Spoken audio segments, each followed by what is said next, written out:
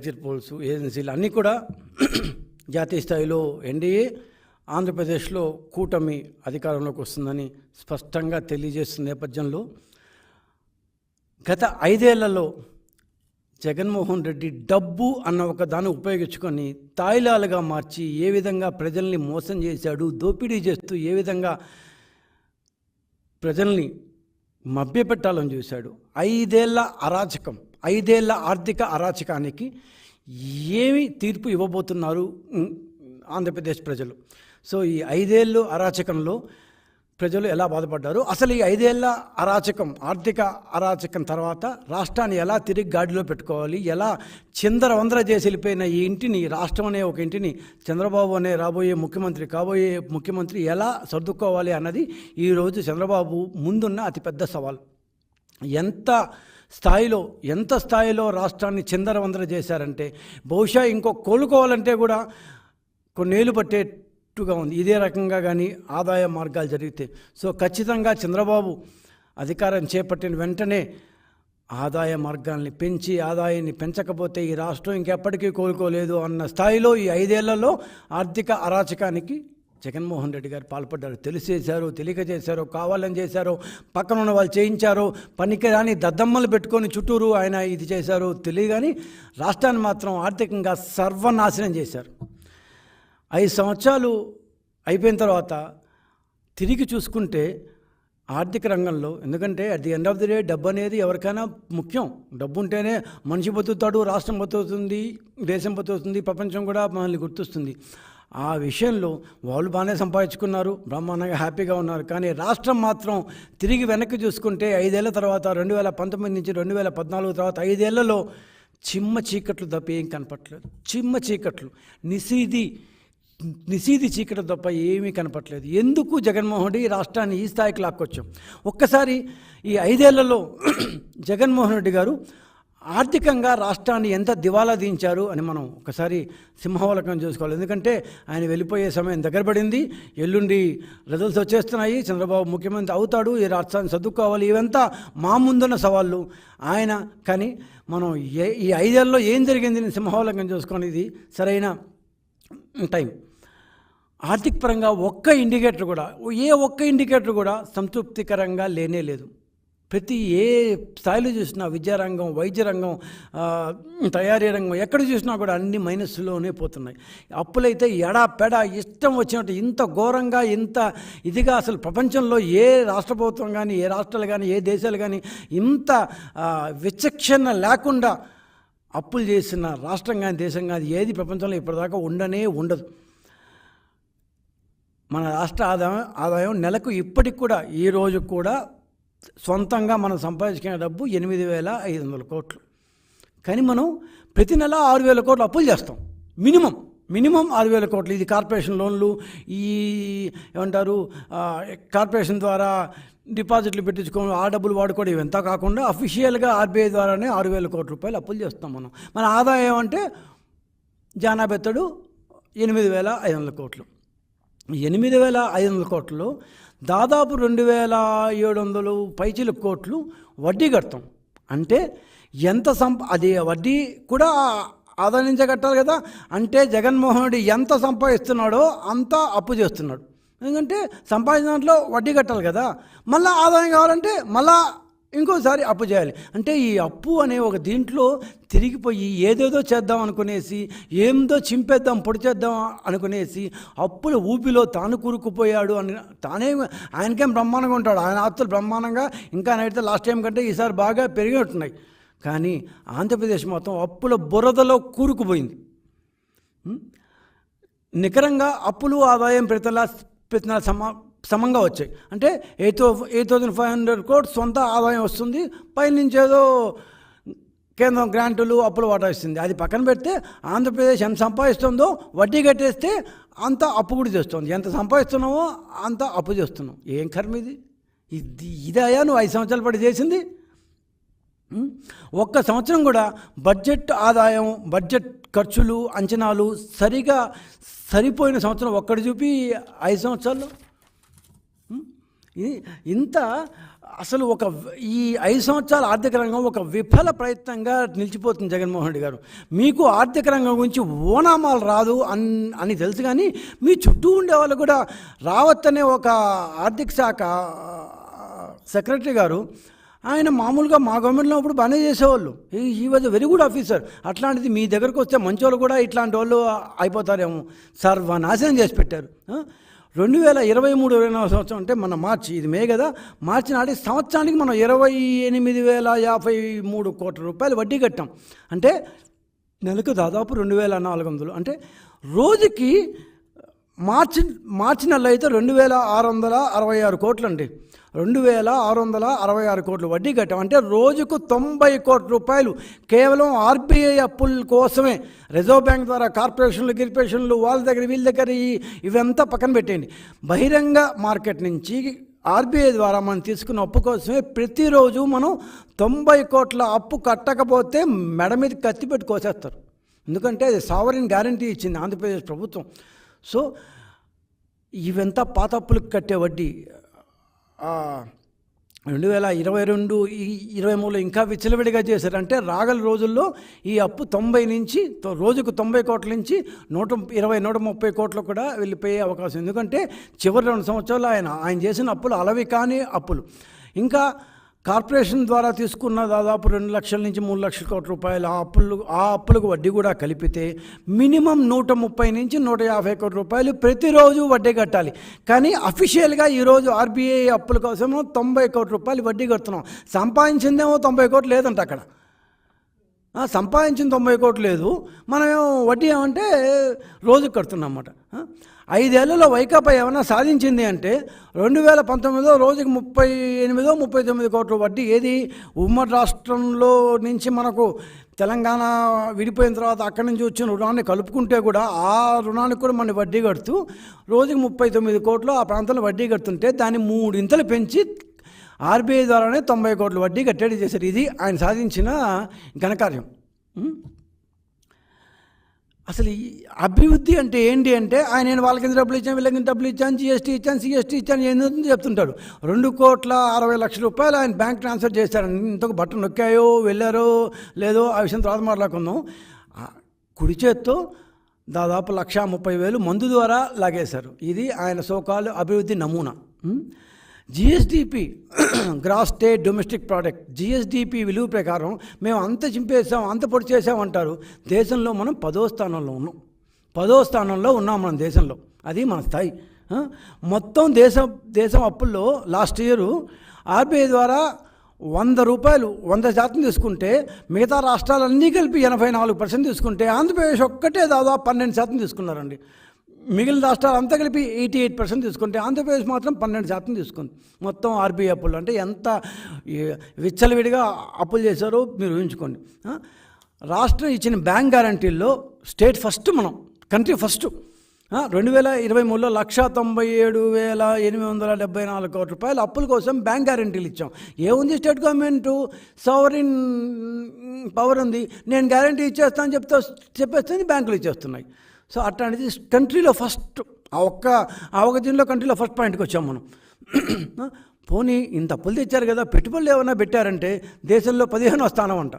అంటే మన ఆర్థిక రంగం లాస్ట్ 5 ఏళ్లలో ఎలా ఉంది అని చెప్పుకుంటూ వస్తే పెట్టుబడుల్లో 2022-23 సంవత్సరం లాస్ట్ ఇయర్ లెక్కలోకి తీసుకుంటే 15,000 కోట్లు 16,000 కోట్లు పెట్టారండి. దేశంలో 15వ స్థానం. మనకంటే తక్కువ ఉండేది ఎవరు తెలుసా?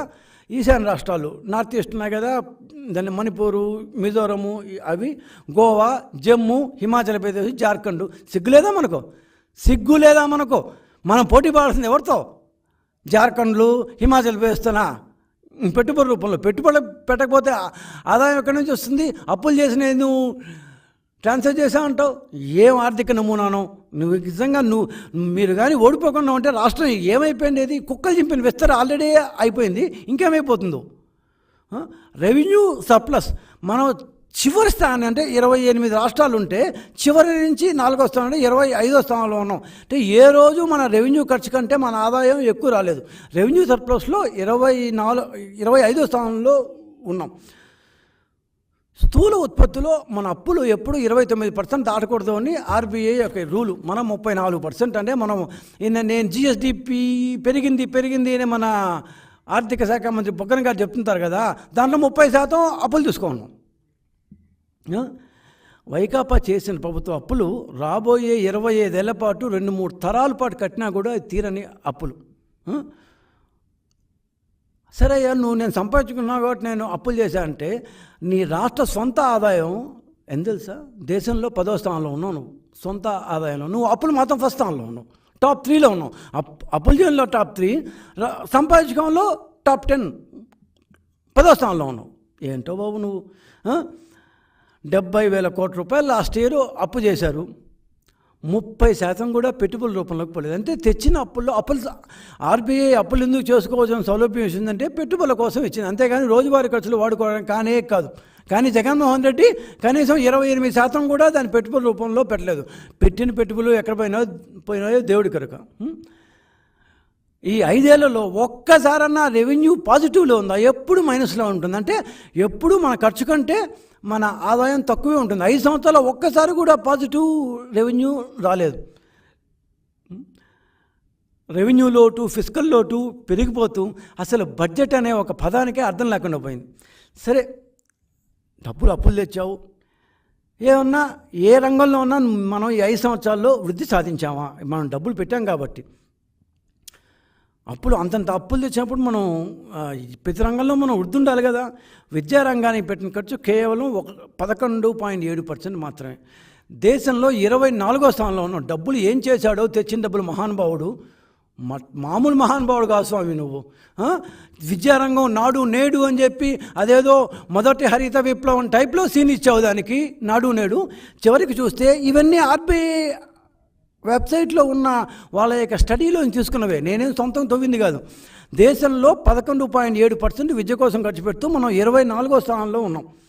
అదే విద్యారంగంలో టీడీపీ 14-19 మధ్యలో 15.6%, 17-18లో 13.6%, 18-19లో 12% ఖర్చు పెట్టింది. నువ్వు 11% పెట్టావు. మనకంటే తక్కువ విద్యారంగంలో అస్సాము, బీహారు, ఛత్తీస్గఢ్, మధ్యప్రదేశ్ ఇట్లాంటి వాళ్ళు ఉన్నారన్నమాట. మనకు సిగ్గుసరం లేకుండా పోయింది. సరే, మేము వైద్యాన్ని తిప్పి చెప్పేసాము. అసలు మాకు ఉన్న వైద్య ఆరోగ్య శాఖ మంత్రి అసలు మామూలు వాళ్ళు కాదు. అసలు ఆయన మొత్తం మార్చేసింది. అసలు మా సారు వైద్యం, ఆరోగ్యం, కుటుంబ సంక్షేమం ఖర్చులో పెట్టింది 2022-23 లాస్ట్ డీటెయిల్స్ మనకు దీని ప్రకారం ఆర్బీఐ ప్రకారం 5.6% అంటే మన దేశంలో 18వ స్థానంలో ఉన్నాం. మనం వైద్య రంగంలో మన పౌరులకి మనం ఇచ్చే సేవలు, ఖర్చులు చూస్తే 18వ స్థానంలో ఉన్నాం. ఇది 5 ఏళ్ళలో మనం చేసిన భాగవతం. సోషల్ సెక్టర్, నేను అసలు సోషల్ సెక్టార్లో ఇచ్చేసాను, డబ్బులు ఇచ్చేసాను, ఆర్బీఐ ద్వారా అప్పులు తెచ్చాను, వాళ్ళందరికీ ఇచ్చేసాను, వాళ్ళు బాగుపడిపోయారు అని చెప్తున్నాను. మీరు 1,00,000 కోట్లు ఖర్చు పెట్టారు, దేశంలో 6వ స్థానంలో ఉన్నారు. 6వ స్థానంలో ఉన్నారు. మరి ఏందో మేము తెగ ఖర్చు పెట్టేసి అప్పులంతా దానికే పెట్టాను అంటారు. కానీ ఒక విషయంలో మాత్రం తెగ ఆదాయం సంపాదించారు. 2014-19లో లిక్కర్ మందు ద్వారా టీడీపీ ప్రభుత్వం కూడా మేమేం మందు ఇప్పుడు బ్యాన్ చేసామని చెప్పలేదు కదా, మేము 5 ఏళ్లలో 73,000 కోట్లు సంపాదించాం. 5 సంవత్సరాలు 2014-19 మధ్యలో 73,000 చేంజ్ అంటే 74,000 కోట్లు సంపాదిస్తే మీరు 5 సంవత్సరాల్లో మాకంటే దాదాపు 65% ఎక్స్ట్రా చూసుకొని 1,25,000 పైచిలు కోట్లు సంపాదించారు. అంటే ప్రతి సంవత్సరం 25,000 కోట్లు కేవలం మందు ద్వారానే సంపాదించారు. అంటే మీకు వచ్చే ఆదాయం 1,00,000 కోట్లు మీ సొంత ఆదాయం, పన్నుల ద్వారా, ఆ ద్వారా, ఈ ద్వారా, సెంట్రల్ గ్రాంట్లు, వాటాలు ఇవన్నీ కాకుండా మీకు వచ్చే ఆదాయంలో 25% కేవలం మందు ద్వారానే సంపాదించావు జగన్మోహన్ రెడ్డి గారు. మందు తాగిపిచ్చి 25,000 కోట్లు, పావు వంత ఆదాయం దాని ద్వారానే వచ్చింది. మీరేందో మేము తెగ చేసేసామని చెప్తారు. సరే, ఇది మన అప్పుల సంగతి. మన యొక్క రాష్ట్ర ప్రజలు, వైద్యము, విద్య, ఆరోగ్యము, కుటుంబ సంక్షేమము, సోషల్ సెక్టార్ సంగతి. మన అధికారుల యొక్క ఆర్థిక శాఖ అధికారులు మన ఆర్థిక శాఖను ప్లస్ రాష్ట్రాన్ని నిర్వహించే సిఎస్ గారి గురించి ఈ ఆర్థిక పరంగా కూడా కొంత చెప్పుకోవాలి. ఆర్థిక శాఖ అంటే మన ఆర్థిక గురించి మాట్లాడతాం కాబట్టి చెప్తున్నాను. ఆర్థిక శాఖ బిజినెస్ రూల్స్ అంటే గవర్నమెంట్ ఎలా నడవాలి అని సపరేట్గా పెద్దానికో రూల్స్ అండ్ రెగ్యులేషన్స్ ఉన్నాయి. ఈయనేం కొత్తగా చూసిందిలే. ప్రతి ఒక్కరూ already established rules and regulations ద్వారానే గవర్నమెంట్ని నడపాలి. సో ఆ బిజినెస్ రూల్స్కు ఫక్తు వ్యతిరేకంగా చేశారు. రాగానే సిఎఫ్ఎంఎస్ని మూసేశారు. అంటే ఏ బిల్లు మొదట వస్తే ఆ బిల్లుని మొదటగా చెల్లింపులు చేయాలి అని చంద్రబాబు నాయుడు గారు కొత్తగా దేశంలో పెట్టారు. ఆ తర్వాత అన్ని రాష్ట్రాలు దాన్ని ఫాలో అవుతున్నాయి. మొట్టమొదటిగా జగన్మోహన్ రెడ్డి గారు 2019లో అధికారంలో రాగానే చేసిన మొట్టమొదటి పని ఏంటయ్యా అంటే సిఎఫ్ఎంఎస్ని మూశారు. అంటే మొదట వచ్చిన బిల్లుకి మొదట చెల్లింపులు చేయాల్సిన రూల్ ఏం లేదు. నాకు ఇష్టం వచ్చినప్పుడు చెప్తాను, మా సజ్జల రామకృష్ణ ఇష్టం వచ్చినప్పుడు చెప్తాడు, మా ధనుంజయ రెడ్డి గారు ఇష్టం వచ్చినప్పుడు చెప్తాడు, నేను చెప్తాను వాళ్ళకి, వాళ్ళు చెప్తారు, వాళ్ళు చెప్పినప్పుడే ఈ బిల్లు పాస్ చేయాలి, ముందు మా వాళ్ళ బిల్లులు పాస్ చేయాలి. అంతేగాని రూల్ ప్రకారం ఎవడో ఇచ్చాడు ఫస్ట్, వాడు ఫిబ్రవరిలో ఇచ్చాడు కాబట్టి వాడి బిల్లులు ఫస్ట్ ఇచ్చేయాలి, అవి ఎంత కుదరవు అన్నాడు. ఏం చేస్తారు, ఆయన చేతిలో అధికారం ఉంది, ఒక్క ఛాన్స్ అంటే వచ్చారు, సిఎఫ్ఎంఎస్ని మూసారు. సరే, మనం అందరం ఎలక్షన్ల ముందు నుంచి వింటూ వచ్చాం. జనవరి 23వ తేదీ నుంచి ఫిబ్రవరి అమ్మ ఒడికి ఏదో అప్పుడు నొక్కాడు. ఆ తర్వాత ఫిబ్రవరిలో ఇంకొన్ని బటన్లు నొక్కాడు. మార్చి 1వ తేదీ, మార్చి 6వ తేదీ బటన్ల మీద బటన్లు నొక్కేశాడు.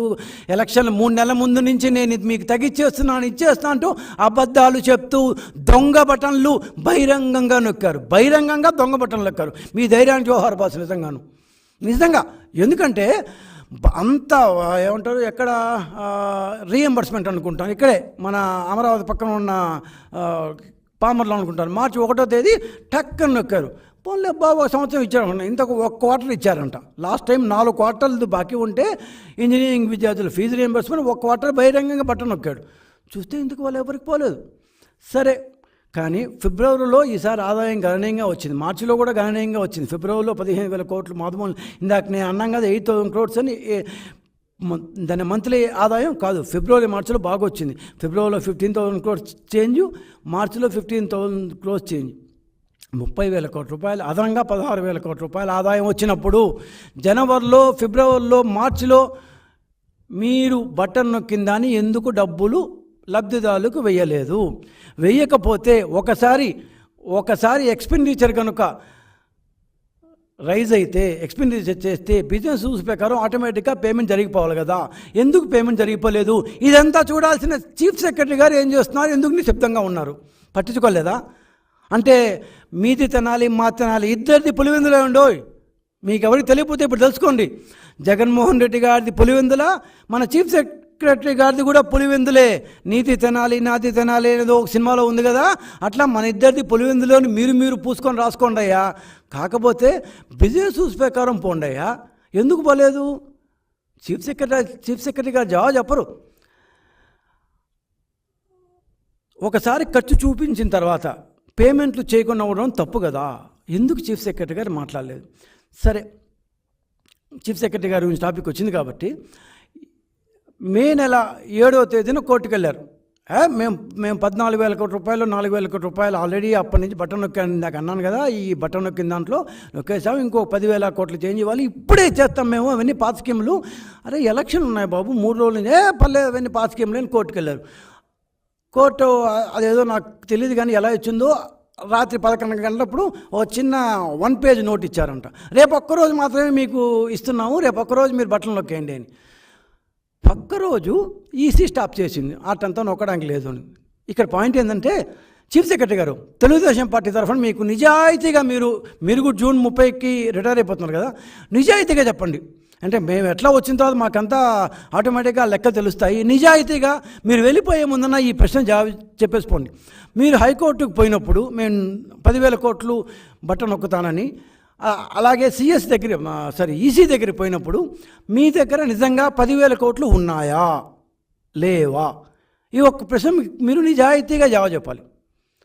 నాకు లేదు అంటే నేనేం చేయలేను. I give respect to your position and chair. వ్యక్తిగా ఇస్తాను, పొజిషన్కి ఇస్తాను, పోస్ట్కి ఇస్తాను, చైర్కి కూడా ఇస్తాను, మీకు కూడా ఇస్తాను. మీ దగ్గర నిజంగా డబ్బులు ఉన్నాయా లేవా? ఒకవేళ డబ్బులు లేకపోతే నేను వరుసగా లెక్క చెప్తాను. ఏప్రిల్లో మీకు ఎంత డబ్బులు వచ్చాయి, మార్చిలో మీకు ఎంత అప్పులు తెచ్చారు, ఏప్రిల్లో ఎంత అప్పులు తెచ్చారు, మేలో ఎంత అప్పులు తెచ్చారు. మే ఎలక్షన్ కాకుండా, అంటే మే ఎలక్షన్ పూర్తయిన తర్వాత 4,000 కోట్లు తెచ్చారు 14వ తేదీ. అది కాకుండా దాదాపు మీరు 25,000 కోట్ల రూపాయలు తెచ్చారు. 25,000 కోట్ల రూపాయలు ఏవైనా ఆ రోజు మీ దగ్గర ఎందుకు డబ్బులు లేవు? Okay, point 1. డబ్బులు లేని పక్షంలో మీరు ఎలా ఈసీ దగ్గరికి వెళ్ళారు, ఎలా హైకోర్టుకి వెళ్ళారు? మీ దగ్గర డబ్బులు లేవు కదా. ఎందుకు లేవు అంటే ఈసీ 14వ తేదీన మీరు వేసుకోవచ్చు అని చెప్పింది. మీరు 14వ తేదీ పొద్దున 4,000 కోట్ల రూపాయలు అప్పు తెచ్చారు. దాని ముందు వారం ముందే అప్లై చేసి 4,000 కోట్ల రూపాయల అప్పు, 10వ తేదీ నుంచి వచ్చిన రోజువారీ ఆదాయం అట్లే పెట్టి ఒక 5,600 కోట్లకు మాత్రం మీరు చెల్లింపులు చేశారు. అంటే ఇంకా 4,400 కోట్లు ఆ రోజు పెండింగ్ ఉన్నాయి. అంటే మీ దగ్గర 10వ తేదీ 200 కోట్లు 300 కోట్లు కానీ డబ్బులు లేవు. డబ్బులు లేనప్పుడు ఏ బేసిస్ మీద మీరు చీఫ్ ఈసీ దగ్గర కానీ కోర్టు కానీ వెళ్ళారు? ఇది అబద్ధం చెప్పడం కాదా? మిమ్మల్ని ఒక అబద్ధాల కోరు అంటే తప్పు అవుతుందా? ఒక చీఫ్ సెక్రటరీ పొజిషన్లో ఉండి మీరు ఏ విధంగా అబద్ధాలు చెప్తారు? అది తప్పు కదా. రాష్ట్రాన్ని మోసం చేయడం కదా, రాష్ట్ర ప్రజల్ని మోసం చేయడం కదా, వీటన్నిటికంటే దేశ ప్రజాస్వామ్యాన్ని మోసం చేయడం కాదా? ఇది ఎన్నికల్ని ప్రభావితం చేయడానికి మీరు ప్రయత్నించడం కాదా? On behalf of your government, మీ పార్టీకి చెందిన, మీ పార్టీ అని చెప్తున్నాను నేను ఖచ్చితంగా, మీరు చీఫ్ సెక్రటరీగా ఉండే గవర్నమెంట్ యొక్క పార్టీ వైకాపా తరఫున మీరు ఈ పనిచేసి ఎలక్టరేట్ను అంటే ఓటర్లను ప్రభావితం చేయను ప్రయత్నించిన మాట వాస్తవమా కాదా? ఇది నేరమా కాదా? మీ దగ్గర పైసా లేకుండా మీరు ఏ విధంగా వెళ్ళారు కోర్టుకి? ఏ విధంగా ఈసీ దగ్గరికి వెళ్ళారు? ఒకవేళ నిజంగా మీ దగ్గర డబ్బులు ఉంటే 13 రాత్రి నుంచో 14 నుంచో 15 నుంచో వేశారు కదా. ఏప్రిల్లో మీరు ఏ బటన్ నొక్కలేదు. మార్చి 15 పైన అసలు బటన్ నొక్కే అవకాశమే లేదు. మార్చి 15 నుంచి వచ్చిన డబ్బులు, ఏప్రిల్లో మీరు తెచ్చిన డబ్బులు, మేలో మీరు తెచ్చిన అప్పులు అంతా చేస్తే 30-35 వేల కోట్ల రూపాయలు వస్తున్నాయి సార్. ఏమైనాయో ఈ డబ్బులన్నీ? కానీ మీరు 14వ తేదీ, మే నెల 14వ తేదీ అప్పులు తెచ్చి ఆ డబ్బులతో ఇచ్చారు. ఇంకా సగమే ఇచ్చినారు. అప్పటికి 18, 19, 20 కూడా మీరు ఇంకా పూర్తిగా చెల్లింపు జరపలేదు. ఆ తర్వాత మళ్ళీ 21వ తేదీ ఇంకొక 2,000 కోట్లు తెచ్చారు. ఈ డబ్బులంతా ఎవరికి ఇచ్చారో ఏంటో అనేది మేము ప్రతిసారి అడుగుతున్నాం, మీరు చెప్పలేదు. ఒకే ఒక క్వశ్చన్ ఏంటంటే, మీ దగ్గర డబ్బు లేని నేపథ్యంలో మే నెల 10వ తేదీ ఎలక్షన్ కమిషన్ దగ్గరికి ఏ విధంగా వెళ్ళారు? అంటే మీరు మోసం చేద్దామనే కదా, అబద్ధం చెప్పారు కదా, ఓటర్లను ప్రభావితం చేయని ప్రయత్నించారు కదా. ఈ లెవెల్లో ఒక చీఫ్ సెక్రటరీగా ఉండి ఎన్నికల్లో ఓటర్లను ప్రభావితం చేయడానికి ప్రయత్నించిన ఈ సిఎస్ మీరు ఒక్కరే కావచ్చు సార్. ఎందుకంటే ఎక్కువ మాడితే సిఎస్ అనే ఒక పదవికి శోభస్కరం కాదు. ఎందుకంటే మీరు పోయిన తర్వాత ఇంకో సిఎస్ వస్తారు. ఆ సిఎస్ అనే కుర్చీకో, ఆ చైర్కో, ఆ పొజిషన్కో గౌరవం ఇవ్వాలి. మీ గౌరవం ఇవ్వకపోయినా కనీసం మీరు వెళ్ళే నెలలో ఉన్న మనస్ఫూర్తిగా గుండెల మీద చేసుకొని ఆలోచించుకోండి. You have done a crime. ఓటర్లను ప్రభావితం చేయని ప్రయత్నించారు. అంటే మీ దగ్గర ఒకవేళ ఆ రోజు 10వ తేదీ ఈసీ కనుక yes you go ahead button నొక్కేయండి అని చెప్పుంటే మీరేం చేసి ఉండేవాళ్ళు? గ్యారంటీగా బటన్ నొక్కేసి ఉండేవాళ్ళు. ఎందుకు నొక్కుండేవాళ్ళు తెలుసా? ఉత్తిది బటన్లే కదా, వచ్చేస్తుంది ఇవాళ రేపు వచ్చేస్తుంది. అంటే జనాలు మాకు ఇచ్చేశారు, ఇవాళ రేపట్లో వస్తుంది, బ్యాంకు లేట్ అయింది అనుకోవాలన్నమాట. అంటే you are deliberately, you know it well that you don't have any money, but deliberately you try to influence the people. Influencing the people in the elections is a crime. As a senior most IAS officer, మీ కింద ఇంకా ఒక 10 మంది ఉన్నారు, అయినా వాళ్ళని దాటుకొని మీరు మీరు కూడా పులివిందులే కాబట్టి కట్టసి పైకి వచ్చేసారు. చీఫ్ సెక్రటరీ అయిపోయిండొచ్చు, కానీ it's a crime sir, it's a crime.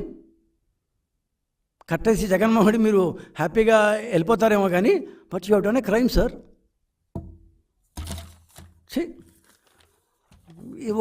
ఒక స్థాయిలో ఉన్నప్పుడు మనం ఆ స్థాయికి తగ్గట్టుగానే మనం ప్రవర్తించాలి సార్. ఆ స్థాయికి ఇదిగా ప్రవర్తిస్తే శోభస్కరం కాదు ఆ పొజిషన్కి. ఇంతకంటే నేను I don't want to talk extra. Okay sir, సరే, ఎలక్షన్ పూర్తయిపోయినాయి, కౌంటింగ్ వచ్చేసింది, ఎగ్జిట్ పోల్స్ పూర్తయిపోయినాయి, వచ్చేసినాయి, కౌంటింగ్ ఎల్లుండి జరుగుతోంది, మేము వస్తున్నాం, అందరూ తేల్చేశారు. ఇప్పుడు కీలకమైన క్వశ్చన్ అంటే, పాపం చంద్రబాబు నాయుడు గారు రేపు ముఖ్యమంత్రి పదవి చేపడతారు, బాగుంది, అందరికీ సంతోషమే, రాష్ట్రం అంతా హ్యాపీగా పండుగ చేసుకుంటారు, దీపావళి చేసుకుంటారు. కానీ వైకాపా చేసిన అప్పులన్నీ ఎవరు కడతారు? వైకాపా చేసిన దొంగ అప్పులు, దోపిడీ అప్పులు, ఇవన్నీ ఎవరు కడతారు? ఇవన్నీ ఎందుకు ఖర్చు చేశారో తెలీదు. ఆ ఖర్చు చేసింది ఫీల్డ్ లెవెల్లోకి రాలేదు. రాష్ట్రంలో ఏమీ జరగలేదు. ఉద్యోగులకు డిఏ బకాయిలు 30,000 కోట్ల దాకా ఉన్నాయంట. దాన్ని ఎవరు కడతారు? 2023-24 ఫీజు రియంబర్స్మెంట్ ఇంకా 3 క్వార్టర్లు బాకీ ఉంది.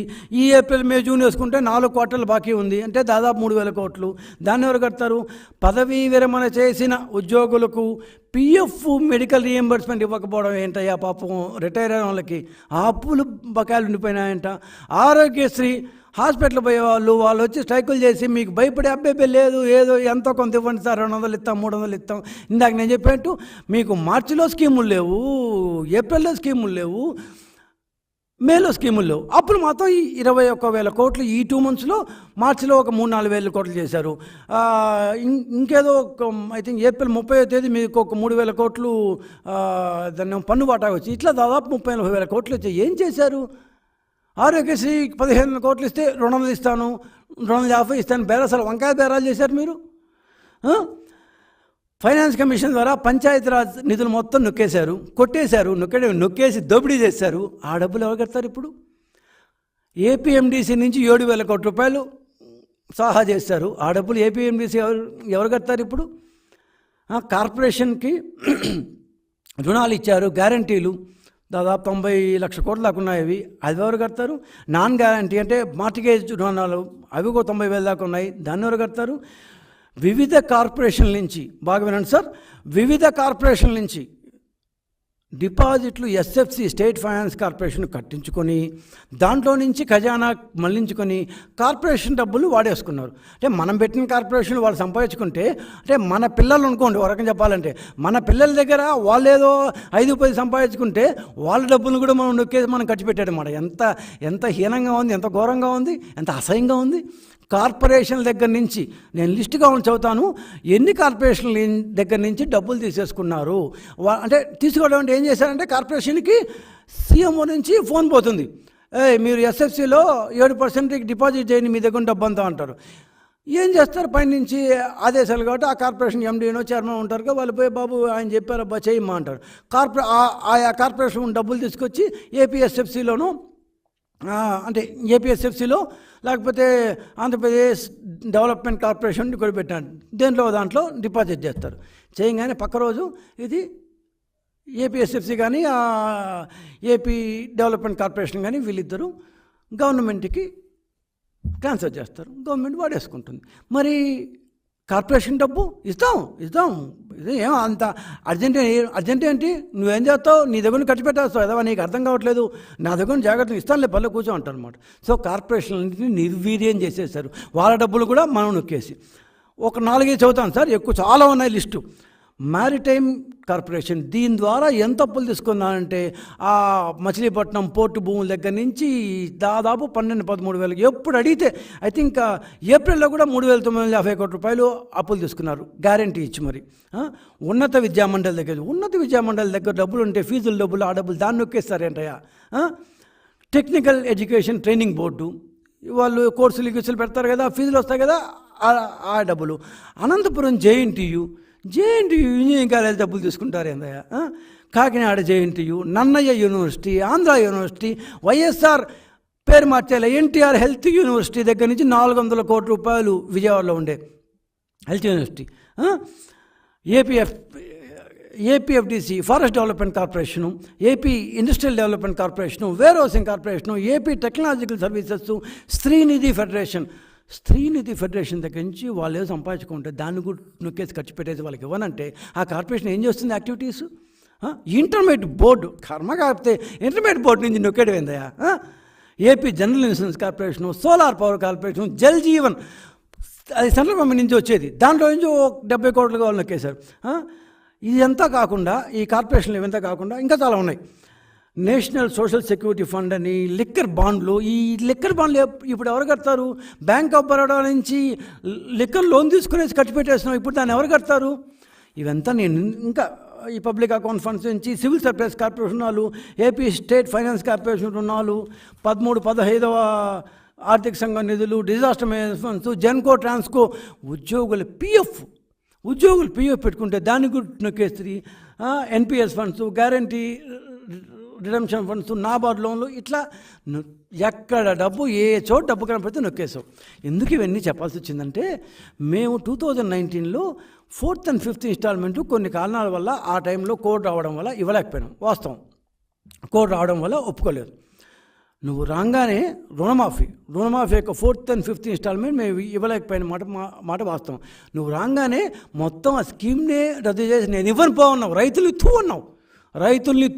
4, 5 ఇన్స్టాల్మెంట్ నేను ఇవ్వను పో, మొత్తం వాళ్ళు 1, 2, 3 ఇన్స్టాల్మెంట్ ఇచ్చిందే, ఆ తర్వాత నేను ఇవ్వన్నావు. ఇప్పుడు మేము మాత్రం ఇవంతా ఎందుకు కట్టాలయ్యా? నువ్వు ఖర్చు పెట్టుకుంది, నువ్వు డీబీటీ ఇచ్చుకున్నావు, ఏబీటీ ఇచ్చుకున్నావు, సిబిసి ఇచ్చుకున్నావు, మాకెంత మందం? కానీ మేము అట్ట మాట్లాడం. దీన్ని రెగ్యులైజ్ చేసి చూసి దీనికి ఎప్పుడు కట్టాలనే చేస్తాం. అందుకే నేను ఇందాక చెప్పినట్టు రాష్ట్రాన్ని గాడిలో పెట్టాలంటే అదొక బృహత్ కార్యం అవుతుంది. నువ్వు ఇంత లెవెల్లో నేను కానీ ఈ లిస్టు మొత్తం చదువుతుపోతుంటే ఈ యొక్క ప్రెస్ కాన్ఫరెన్స్ చాలదు. ఇన్ని డబ్బులు మా మీద వేసిపోతుంటే మేము వెరీ రఫ్గా క్యాలిక్యులేట్ చేసిన దీని ప్రకారం చూస్తే మొత్తం రేపు రాబోయే మా ప్రభుత్వం మీద వేసేసిపోతున్నారు. ఇంకా లెక్కలు పూర్తిగా రాలేదు, ఇంకా రావాల్సినవి కౌంట్ చేస్తున్నాం. రాబోయే మా ప్రభుత్వం కట్టాల్సిన అప్పులే 4 లక్షల కోట్ల పైగా వెంటనే కట్టాలి. ఇదేదో ఆర్బీఐ లోన్లు మరి వడ్డీ కట్టుకుంటే ఏం పర్లేదు, ఒక 30 ఏళ్ళు కట్టుకోవచ్చు అనేవి కాదు కదా. ఇప్పుడు ప్రావిడెంట్ ఫండ్లు ఇవన్నీ పాపం ఇచ్చేవాళ్ళు కదా.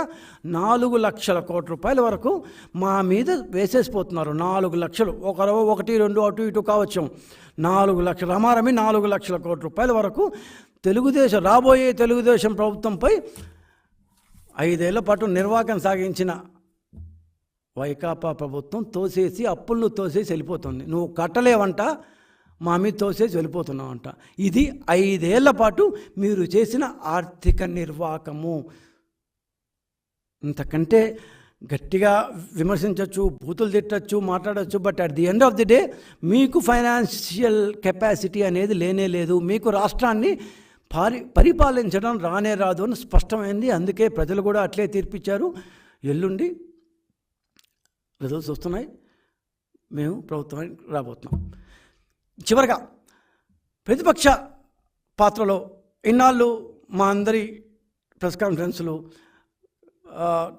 ప్రజలకు చేరువగా తీసుకెళ్ళిన పత్రికా విలేకరులు, పత్రికా మిత్రులందరికీ ధన్యవాదాలు. అదేవిధంగా ఎలక్ట్రానిక్ మీడియా వాళ్ళు చాలా సహనంతో మా అందరి ప్రెస్ కాన్ఫరెన్స్లు మీరు ఇచ్చారు. అదేవిధంగా ముఖ్యంగా ప్రజలు, మేము ఒక్కొక్క తప్పుని ఎత్తి చూపుతుంటే అన్నిటినీ బాగా అర్థం చేసుకొని మీరు రియాక్ట్ అయ్యారు. మా పార్టీ కార్యకర్తలు, మా పార్టీ శ్రేయోభిలాషులు, and at the same time దేవుడు, వీళ్ళందరూ బాగా కష్టపడబట్టి, ఆశీస్సులు ఉండబట్టి రేపు మేము ఎన్నికలు గడుస్తున్నాం. ఇన్ని రోజులు మాకు ఇచ్చిన ఈ యొక్క ఎంకరేజ్మెంట్కి ధన్యవాదాలు. తిరిగి మా కొత్త ప్రభుత్వంలో మళ్ళీ మిమ్మల్ని కలుసుకుందాం. అంతవరకు సెలవు. ధన్యవాదాలు.